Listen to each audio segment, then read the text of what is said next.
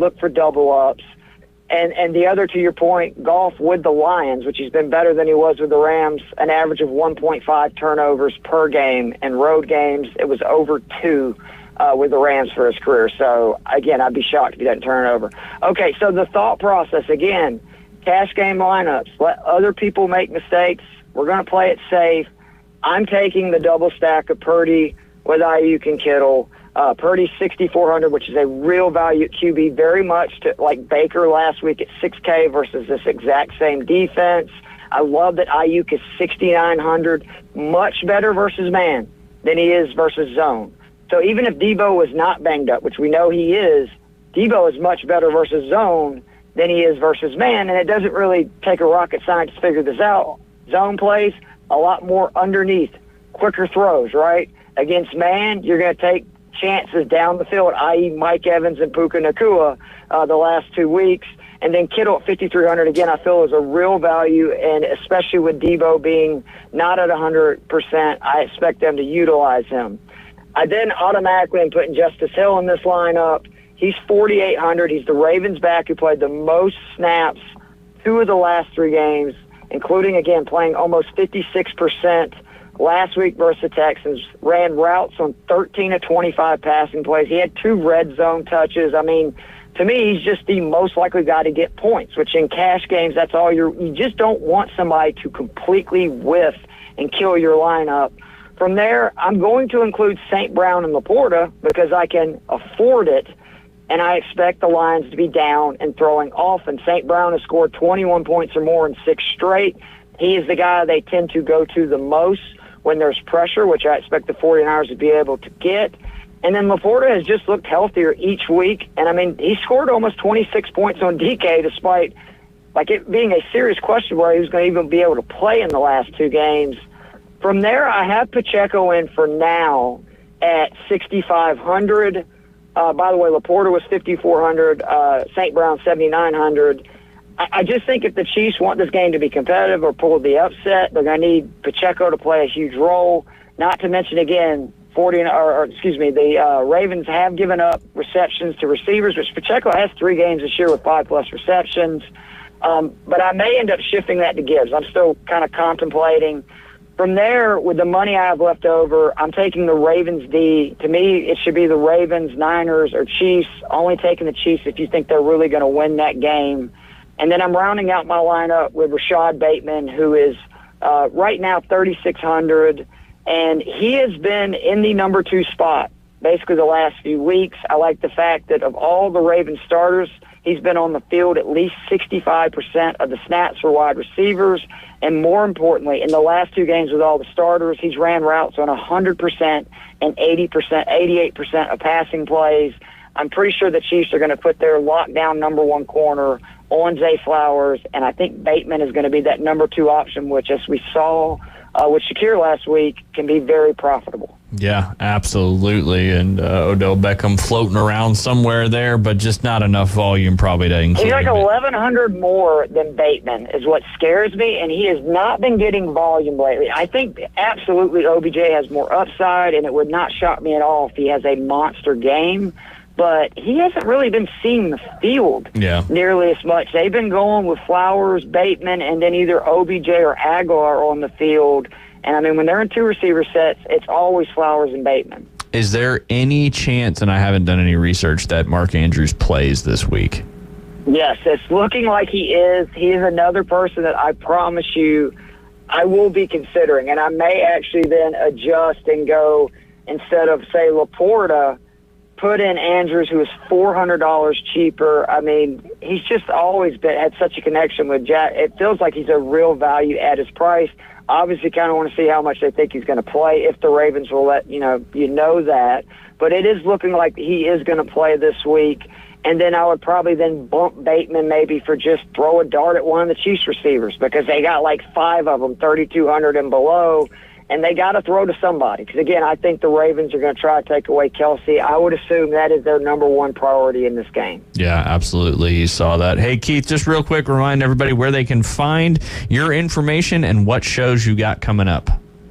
All right, you can find me on Twitter at Keith Fleming. That's KeithFleming. You will find all of my content on that Twitter page. That's the easiest place. I have a DFS Stacks article coming out Friday on Fantasy Six Pack. I'm going to do a stack from every team that I think is the best for these matchups. We do on Thursday night, me and Joe Matz are going to rank just basically our top 10 favorite DFS plays this week with only 4 teams on the slate. We're not going to do like the top 5 or ranking positions that we've done the last couple of weeks for the playoffs. And then on Friday on Fantasy and Frames, me and Joe will get together and actually give you a cash game lineup. Last week, again, mine changed slightly as the week went on. Unfortunately, it was worse than what it was at the beginning when I had Cade Otton. But you will get an unbelievable amount of stats from me and Joe on Thursday and Friday. Be sure to check those out. Yeah, absolutely. Hey, Keith, we appreciate your time. And after we finish up on football, we'll be pivoting to the golf world again, where you had quite a bit of success last year. Looking forward to diving into that. That's Keith Fleming. You can find him on the X at Keith Fleming with 2 M's in the Fleming. And Keith, I'll probably see you sometime coming up this weekend. I can't wait to see you, buddy. Take care. Absolutely. See you, David. Absolutely. When we get back, we'll do our official picks, as we will not be live on the air starting tomorrow through next week. We'll get Jay's picks via social media. Lots of different games to pick. You're listening to The Inside Drive. We'll be right back. ESPN Northwest Florida is already your home for the most live and local sports talk. And now we're taking... Oh, he got all of that one. The Inside Drive. Ryan Mulvey, middays, 11 to 1 inside the Bill Kramer Chevrolet Buick GMC and Kramer Marine Outdoor Studios. The latest reactions to the biggest stories happening right now. Plus, interviews, sports betting, and your calls. He's got to be pleased with that. On ESPN Northwest Florida. Bestway Portable Buildings has been your portable building specialist since 1989. Before you invest your hard-earned money someplace else, owner Jason Mulder invites you to stop by Bestway and get a quote on just about any size building. And whether you buy with Bestway or not, it's worth the trip just to meet Bestway Buddy. Say hello, buddy. Good boy. Bestway Portable Buildings, just north of Harts Marine on 231, and online at bestwayportablebuildings.com. The best in portable, period. Tell them Buddy sent ya.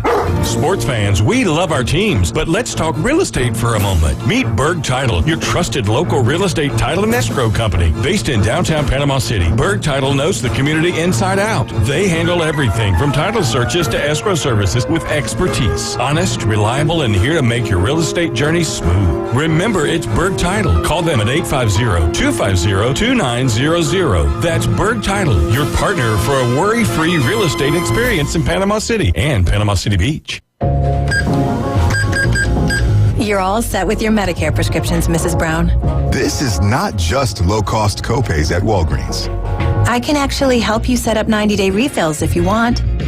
This is having a partner you can trust. Get low-cost copays, 90-day refills, and delivery from your neighborhood Walgreens. This is being independent. Together. Walgreens. Restrictions apply. For details, see walgreens.com/pharmacy. We're starting fresh. Fresh new start. Locally sourced, farm to radio. The Inside Drive with Ryan Mulvey is live and local.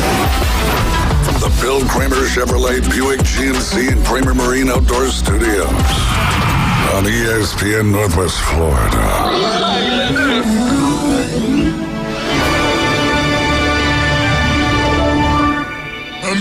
And welcome back. You're listening to The Inside Drive live here on ESPN Northwest Florida. Last segment of this Wednesday, and we're going to get into our picks after David went 9 out of 10 last weekend. Woo! As the sounder always says. He's now at 122.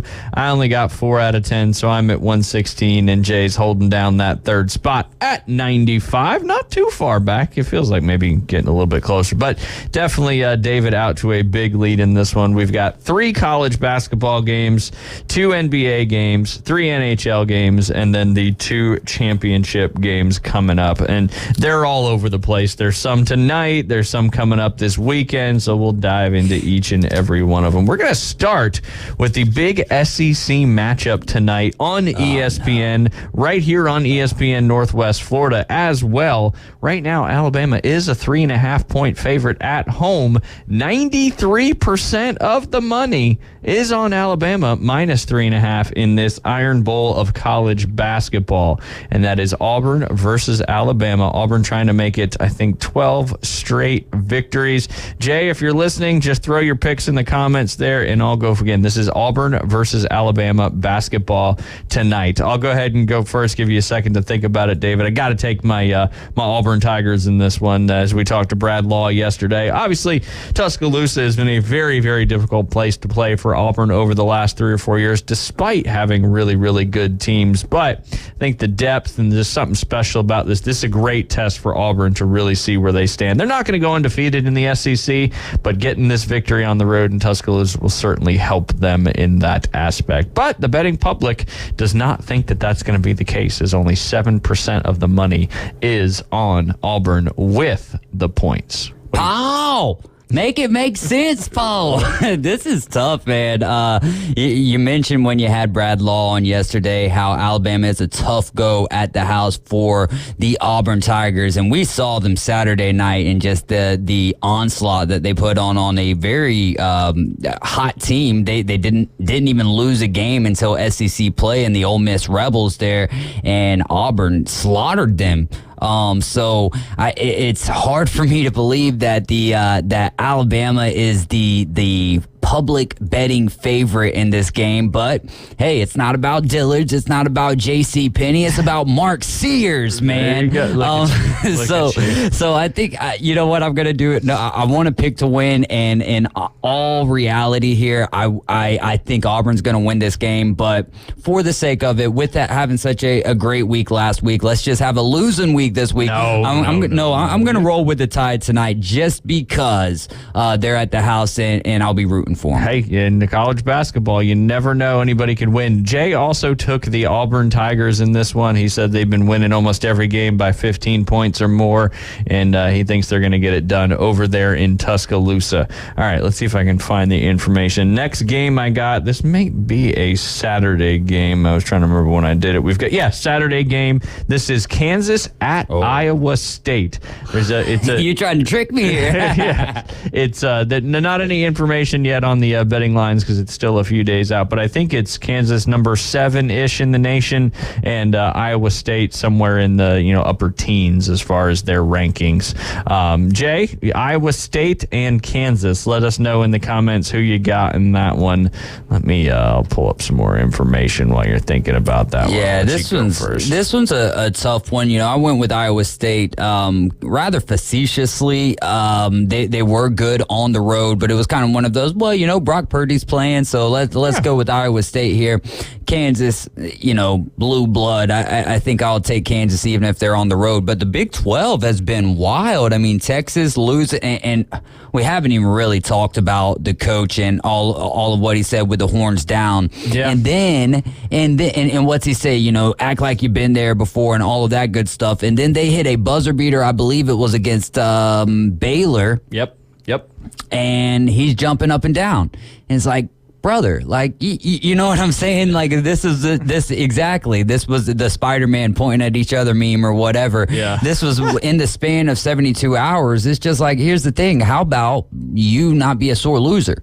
If a team like UCF beats you, I don't care if it's their first year in the Big 12, like, that's an exciting thing. And if you're going to get excited about beating a team like Baylor, then UCF has even more reason to be doing the horns down. And get ready for it, Texas fans, because if you think you're coming to the SEC and you're not going to be getting a large dose of horns downs, then I don't know what you're thinking, because that is, if you're going to do something, just like the Gator Chop, if you're going to do something, you leave it up to the opponent to mock that. Yep. And that is a beauty of sports. That's the beauty of college sports. Exactly. Absolutely. There's nothing reverent about your horns up. It don't mean nothing, and you're going to get a lot of horns down here. So, and I think the fans understand that, but more so for the coaches and stuff like that. Answer it the way that Sark has. we'll answer these questions on the field or on the hardwood or on the diamond, whatever it may be. But I got Kansas winning this game. There you go. There you go. Jay has also picked Kansas, and I am also going to pick Kansas in this one. No, it was good. That was good. I like the little horns down action.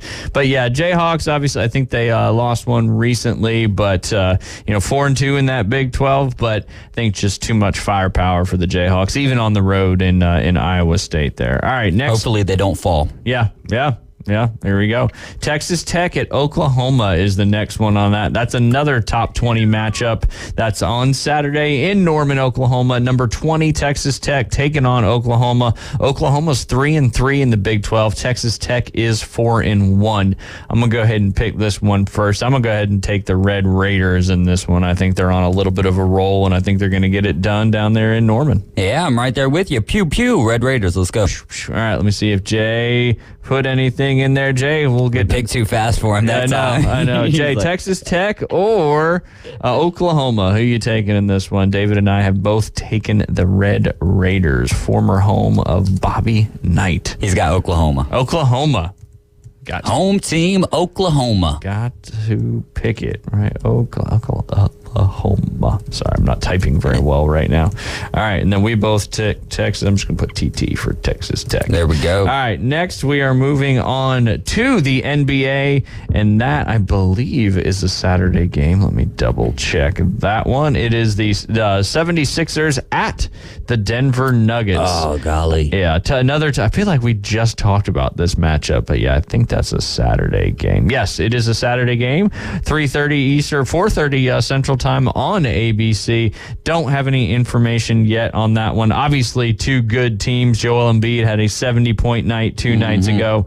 Pretty impressive in that one. Jay Henley, if you are listening, pick it first. 76ers at the Denver Nuggets.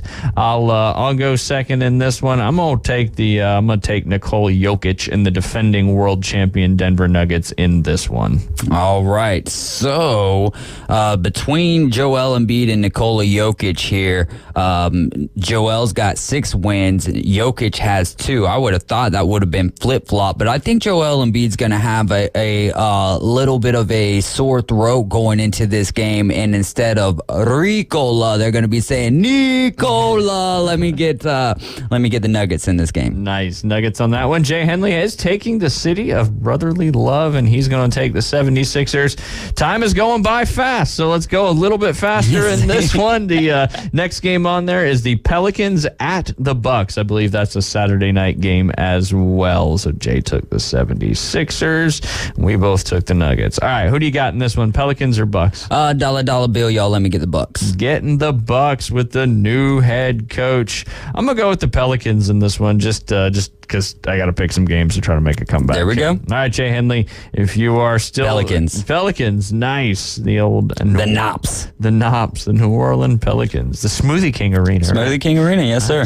I was going to go to a Pacers game. It's been actually, I don't think I've ever been to a live Pacers game. We don't got time for that. Maybe another time. And maybe you'll have time at some point to go to a live Pacers game. There we go. All right, 3 hockey games. First one's going to be the Devils at the Hurricanes. I believe that's tomorrow night's game. Hurricanes have a little bit better record. Devils are trying to get into some kind of playoff position before the All-Star break. I've got to go with my Devils in this one.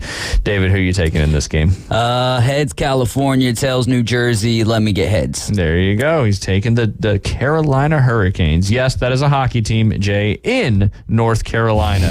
Who you taking there? The next game, Jay, if you're listening while you're typing, while you're typing away, is going to be the Coyotes at David Hayes' Tampa Bay Lightning. Easy one for me on that one. I'm taking the Lightning. I just think they're a much better team. The Coyotes are surprising some people. Very playing surprising. at Arizona State's home rink. Wild stuff going on. Have you watched a game in that arena yet? I have not, but I would like to, just because it's got to be just interesting. Just next time you see a Coyotes game, just pot it up for a second there. Jay's got the Hurricanes, and then he'll also be taking the Lightning, and I am likewise, same way as Jay, they're taking the Tampa Bay Lightning. There we go. The Devils have kept letting them down. Stop betting on them then. Hey, if you would have bet on them the other night against the Vegas Knights with Toffoli getting a hat trick, but goaltending goaltending is been tough for the Devils. All right, so we got 3 Lightnings across the board on that one. And then the next game coming up, the Oilers trying to make it 15 straight victories in a row at home,